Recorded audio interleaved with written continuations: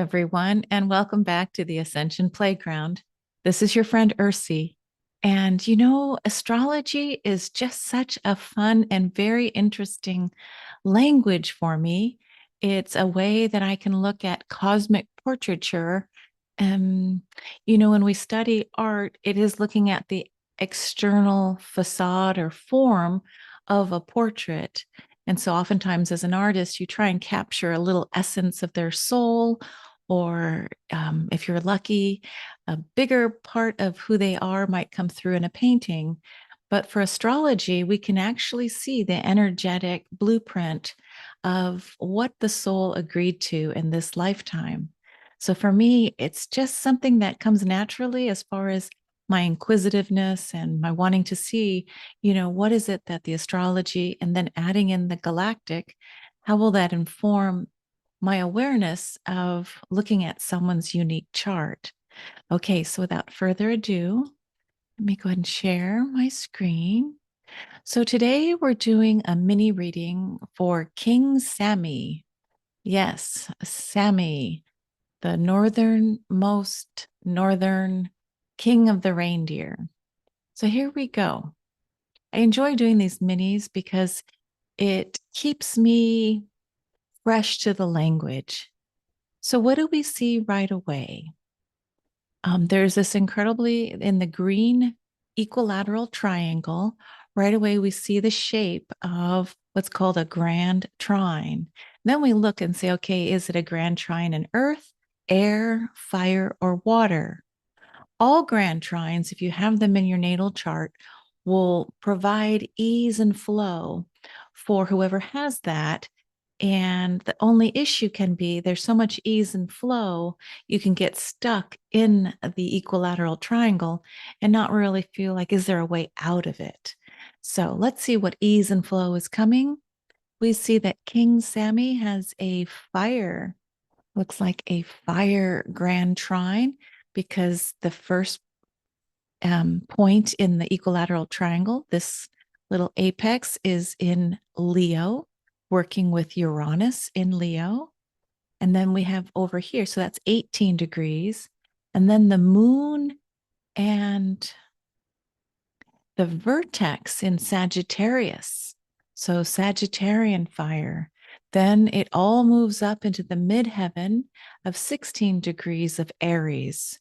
So in this case, we have all three fire modalities of cardinal fire, fixed fire, and mutable fire. So what does fire represent? It represents passion. It represents, let's go do this. It is the flame that can warm or it can burn. So it looks like this King Sami has a great ability to go get things done. Now it is tied to this grand trine. I said the midheaven, so that's you out in the world, okay, with Aries energy, like I can do it. I'm going to go pioneer. But when we look at the identity of the first house, it's very Uranian in Leo. So Uranus retrograde. So Uranus appeared to be going backwards at the moment of your birth.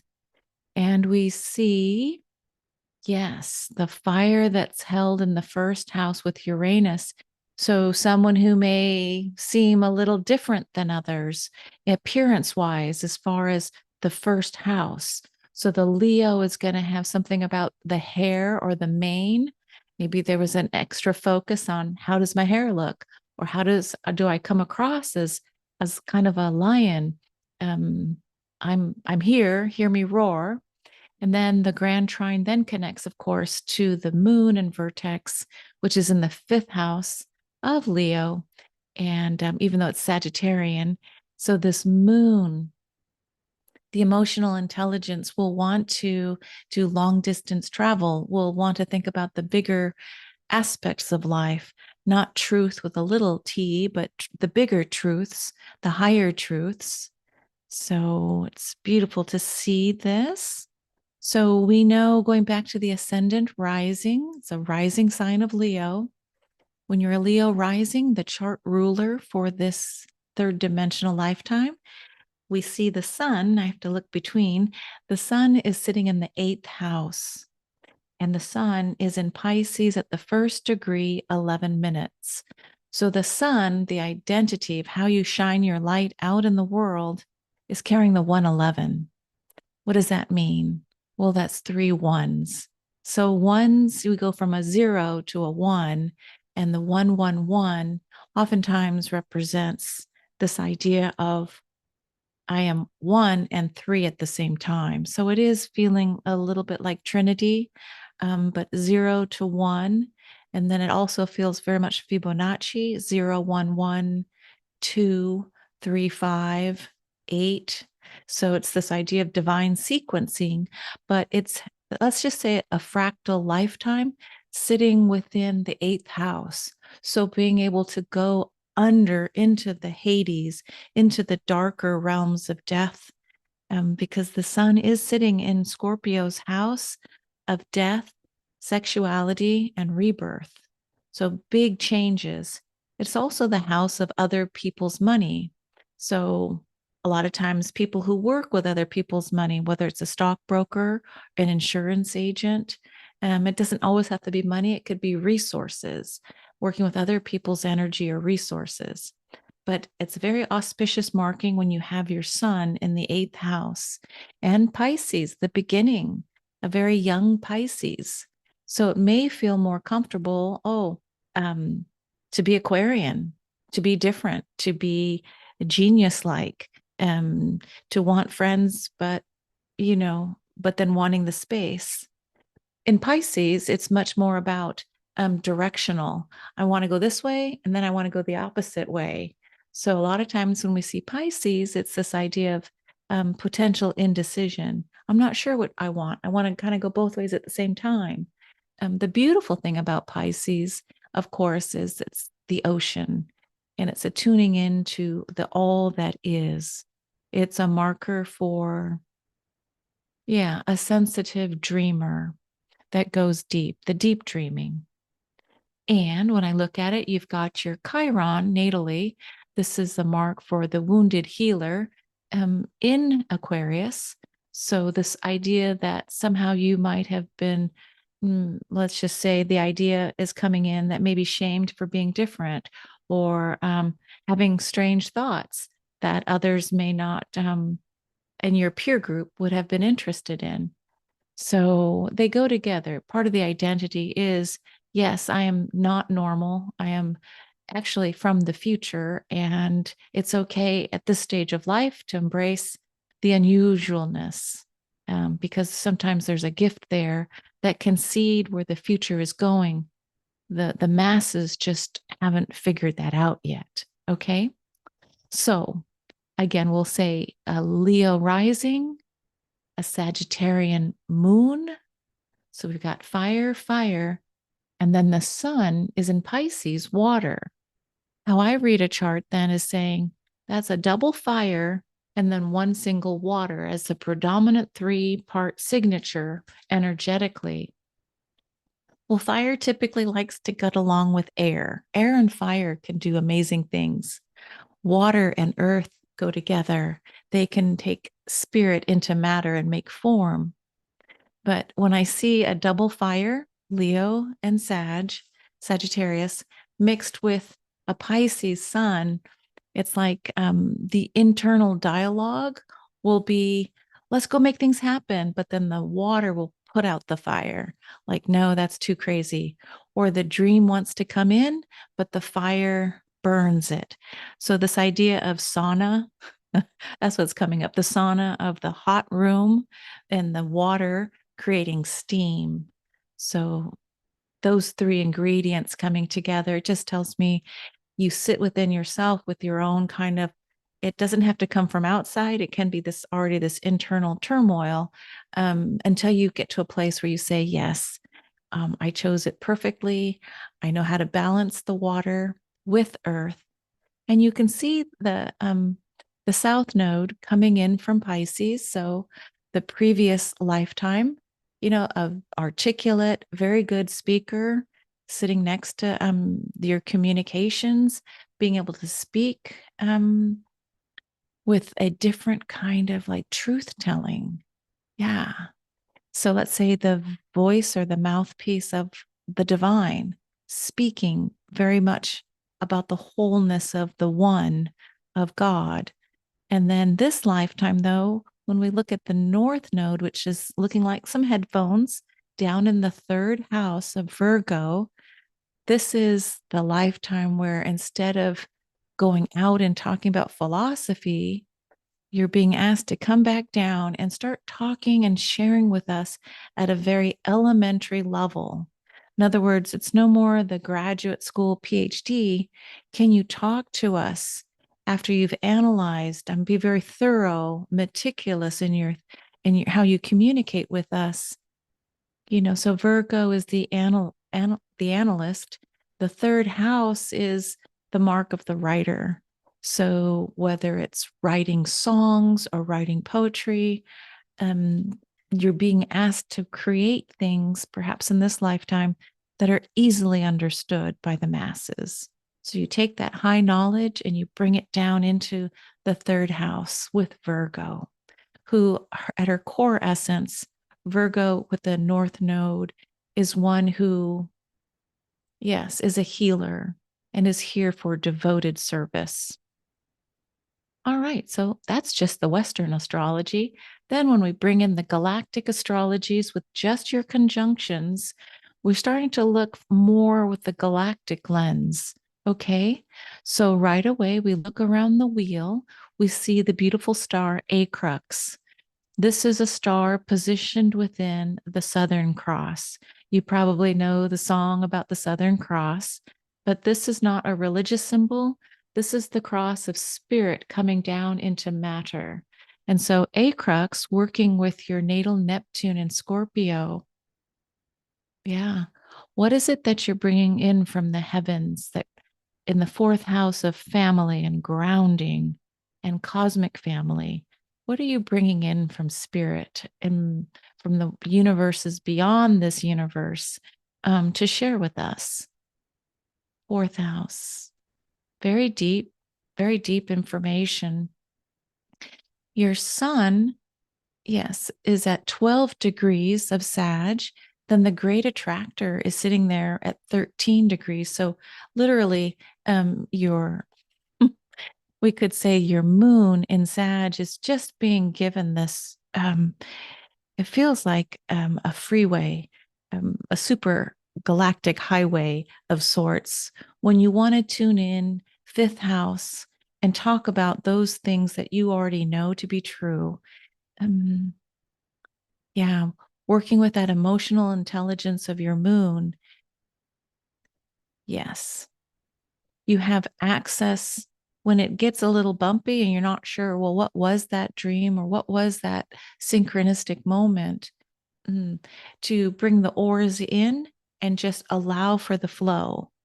So, oftentimes, when we see the galactic center or the super galactic center, which we see the galactic center coming up with your natal Jupiter, when we see those 2 points, galactic or super galactic, we're really talking about points in your chart to receive downloads, to receive information.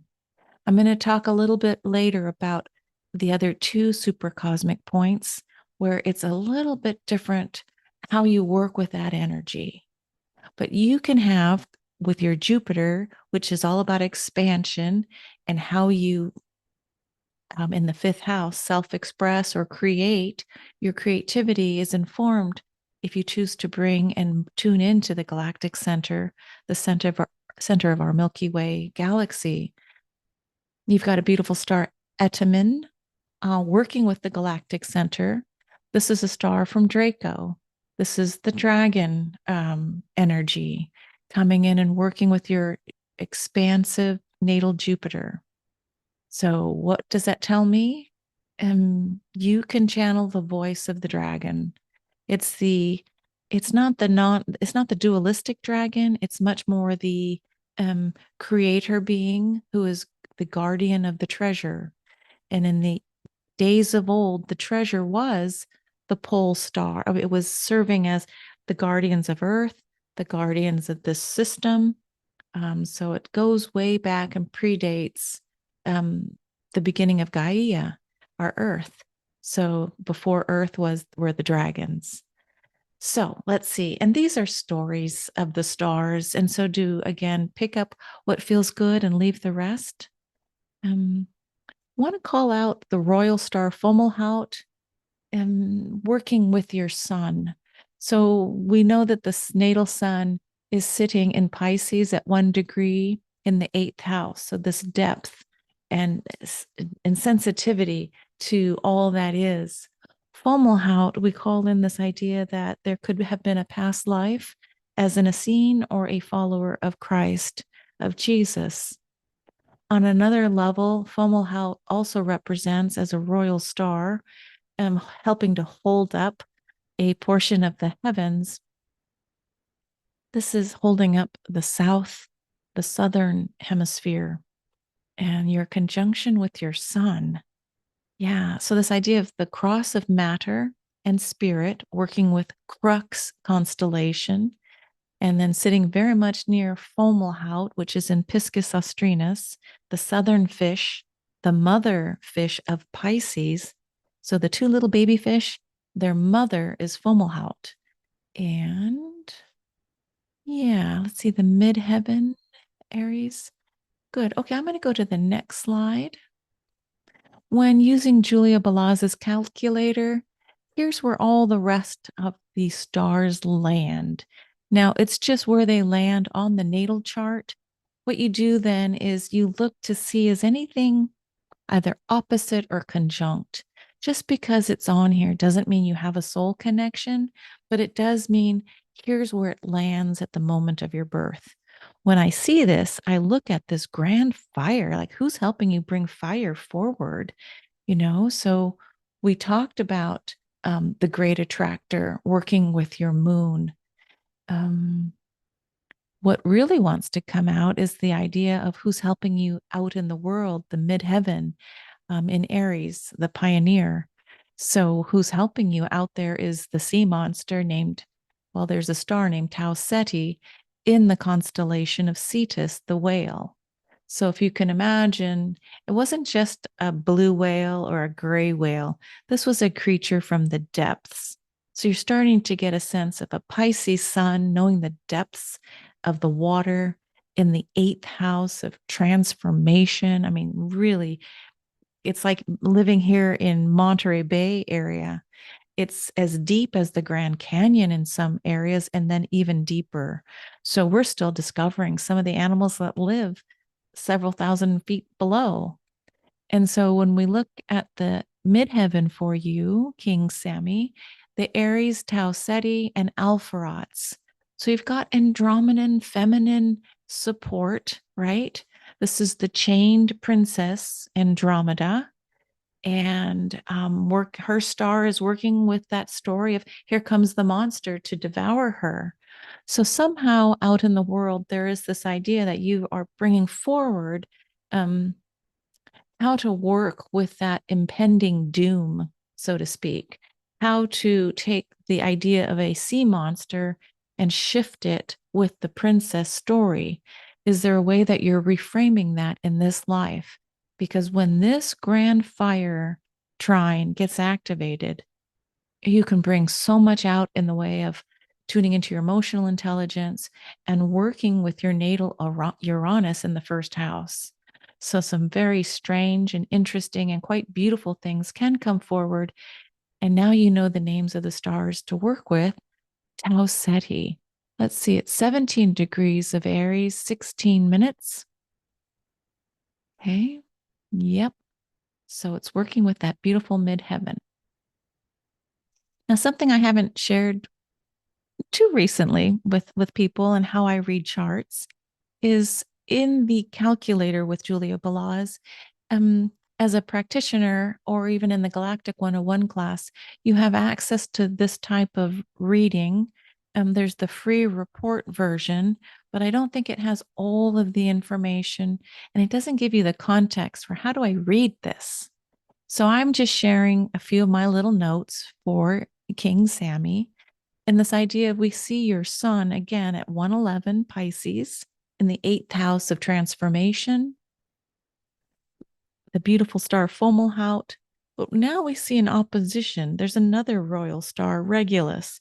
So we see that your sun not only works with this idea of Christ, but also Regulus. This is the king star, so this tension point with who your identity is. The king star is one where you're being asked to drop into your heart and to really lead, as the king, to lead through what you know to be true from the heart chakra. So, Regulus. There are these concerns when you see the royal stars show up in your chart, and the concerns are the first part of life could have been very tumultuous. It's almost like going through the fire in order to come out and be the healer on the other end. So when I see these two royal stars, sometimes you might think, oh, good, the king star, or good, a marker for the Christ, a follower of Christ, or that type of energy of the Christ love.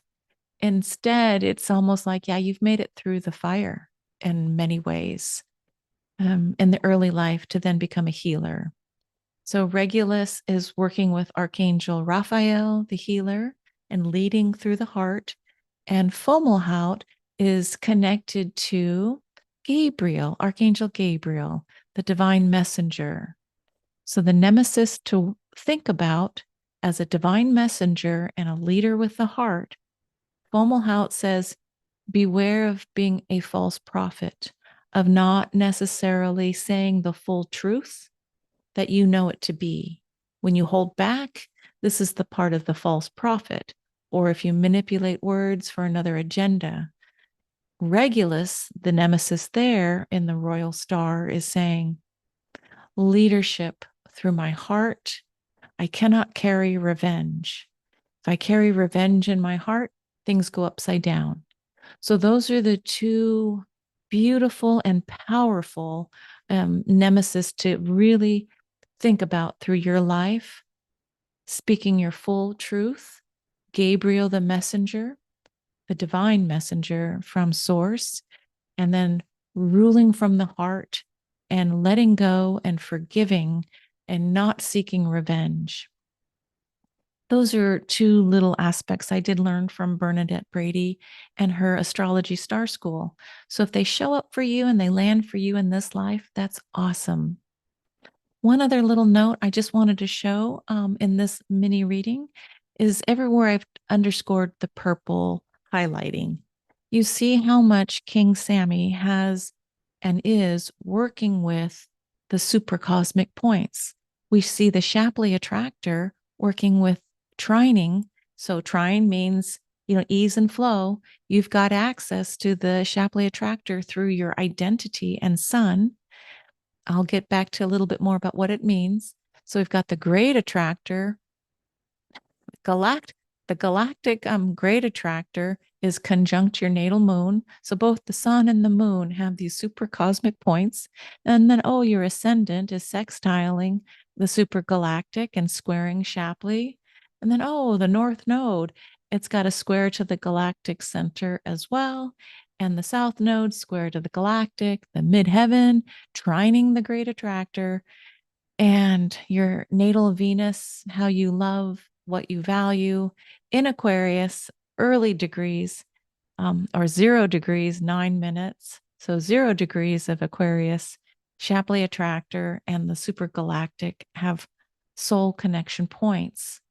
So because there's so much black hole-ness in this chart, and it kept going, and this is the second. You see everywhere it's purple. Yeah, there's a lot here. This is why choosing a really good practitioner within the Quantum Soul Guidance practitioner list of 71 certified practitioners would be a good idea. Here's a chart that I created with Julia Balaz, and this is for sure the year 2023. This gives you a sense of here you are on Earth. Then I put a little more of this is more of a spiralic evolutionary path. So you in this lifetime on Earth, working with our natal sun called Soul. Everyone's, the sun is giving us life. Then the center of the Milky Way galaxy is the galactic center. So because you have this associated with your chart, you get to have these upgrades, downloads that happen throughout the life like this. Maybe not sure what that was. The super galactic carries a Libra energy. And so it is about more the balancing of the self with other people. But still, things can happen suddenly where you'll just know, like, this is how I show up, and this is how I am in relationship. The great attractor is back with Sagittarius and the Shapley. So Shapley, yes, will point towards behind the scenes. You can be giving your influence to helping support others on their journeys. The great attractor in Sag here is about the part being part of the whole. So it is about, yes, inclusion and integration of the fractals into this bigger picture. So when I see someone with all four black holes, let's say, in their chart, and they're highly activated, sun, moon, nodes, ascendant, yeah, this is a highly galactic individual here to do some incredible work. All right. Well, I'm just going to share this next one. If you want to and are encouraged to, um, go ahead and download or find this image of a Merkaba. It's a 12-point star in this case. It represents many other things. It comes from the flower of life, and it's basically the 12 spheres around the one. I'm giving you examples of some of the galactic points that I work with. And here's what you can do by downloading this kind of an image. Just do a search on Google Image and put in 12 stars that will help you in 2025. The homework would be, can you do it before January 29th, 2025? This is the Lunar New Year. Another auspicious point is when we get to the 0 Aries point later in March. So hope that wasn't too much. Let me stop sharing. Wow, that was a lot. for for me wanting to just come and do a little something. I think just letting yourself take small bits of the astrology and then consider the broader equation of working with the galactic. And then within the galactic are these incredibly huge, supermassive black holes. And instead of fearing them because they do eat everything and things go into them, but then like a toroid, they come out and they are transformed. So whatever is within us is outside of us. What's outside of us is within us. So where do we hold these supermassive black holes? And what wants to come in and then be transformed and go out? So like this toroidal shape I have here with the word Om in Sanskrit, this idea of the sound of creation, the sound of the universe, Om, to send that out, but then it comes back up and in and through. So it's this idea of a toroidal energy, but there is this black hole component. So it just comes in, but goes back out. And so then here, this diagram is a 64-point unity star grid.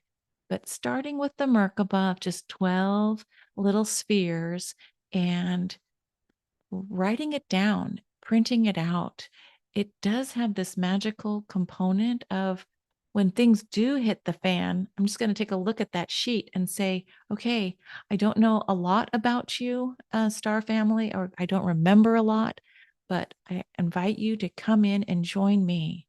Join me for clarity, for strength, for perseverance, for helping support the mission that I'm here on and to help the collective. There is some part of me that knows that if you're listening to this, you're part of the great awakening. You're part of the great ascension and inscension, where we go in to go out to help witness this amazing time we're in. So no matter what the news says or what um, the air quality or the temperatures are. We just hold it in love and grace and and witness this amazing shift of ages. So 2025, here we are. Thank you everybody for listening. If you like this type of material, please show your love by supporting this channel by subscribing, commenting, or liking. All right, we'll see you next time. And thanks for joining me on the Ascension Playground. Bye for now.